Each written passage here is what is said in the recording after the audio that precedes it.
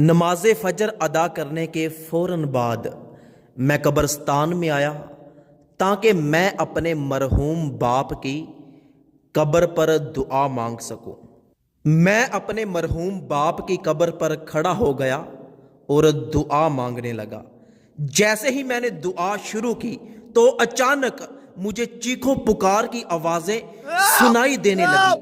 میں حیران ہو کر ادھر ادھر دیکھنے لگا لیکن مجھے کوئی بھی نظر نہ آیا۔ خوف اور دہشت کی وجہ سے میرا دل پھٹ رہا تھا۔ مجھے ایسے لگ رہا تھا کہ جیسے چیخو پکار کی آواز کہیں نزدیک سے ہی آ رہی ہے۔ میں نے ادھر ادھر دیکھا تو مجھے ایسے لگا کہ جیسے چیخو پکار کی آواز ساتھ والی قبر سے آ رہی ہے۔ میں آہستہ آہستہ اس قبر کی طرف بڑھا اور بڑی ہمت کے ساتھ اس قبر کے نزدیک جب میں نے کان کیا تو مجھے آوازیں اور زیادہ زور زور سے آنے لگی۔ میں وہاں سے اٹھا، ایک جانب سے قبر کھلی ہوئی تھی، قبر میں بڑا سارا سوراخ تھا۔ میں اس سوراخ کے نزدیک گیا، سوچا کہ اس میں دیکھنے کی کوشش کروں، لیکن جیسے ہی میں نے اس میں دیکھا تو میں جھٹکا لگا کر پیچھے گرا اور تیزی کے ساتھ میں قبرستان سے باہر نکل گیا اور خوف اور دہشت کے مارے مجھ سے چلا بھی نہیں جا رہا تھا۔ یہ تو مجھے پتا ہے کہ میں قبرستان سے باہر کیسے آیا۔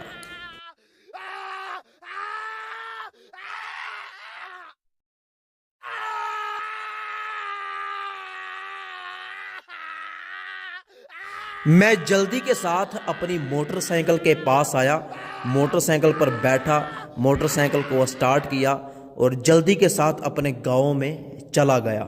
میں گاؤں جا کر جلدی سے قبر بنانے والے مستری کو، جس نے ہمارے گاؤں کی ساری قبریں بنائی، اس کو میں قبرستان میں لے کر آیا تاکہ اس کو یہ معاملہ دکھا سکوں اور پوچھ سکوں کہ یہ قبر کس کی ہے۔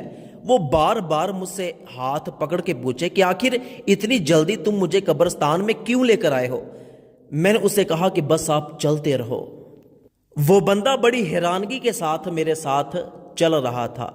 جب ہم دونوں قبر پر پہنچے تو میں نے کہا کہ 1 منٹ پیچھے رکو۔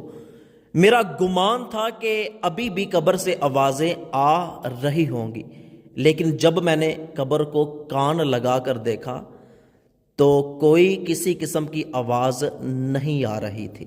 پھر میں نے اس کو بتایا کہ صبح نماز فجر کے بعد میں فوراً قبرستان میں آیا۔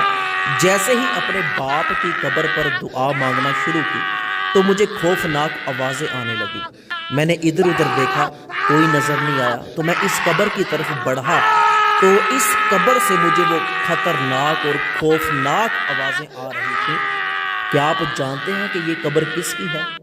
اس نے بتایا کہ یہ قبر ہمارے گاؤں کے ایک ٹھیکیدار کی ہے جو بہت ہی ظالم انسان تھا، اور سب سے بڑی بات یہ کہ یہ بندہ سود کا کاروبار کیا کرتا تھا اور لوگوں پہ ظلم کیا کرتا تھا، لوگوں کو سود پر قرض دیا کرتا تھا۔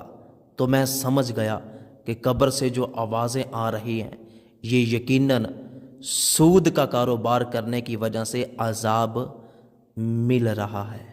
تو میری اللہ پاک سے دعا ہے کہ اللہ پاک مجھے اور آپ کو سود جیسے بڑے گناہ سے بچنے کی توفیق عطا فرمائے۔ اچھی بات دوسروں تک پہنچانا صدقہ جاریہ ہے۔ اس ویڈیو کو جلدی سے اپنے تمام دوستوں کے ساتھ شیئر ضرور کیجیے گا۔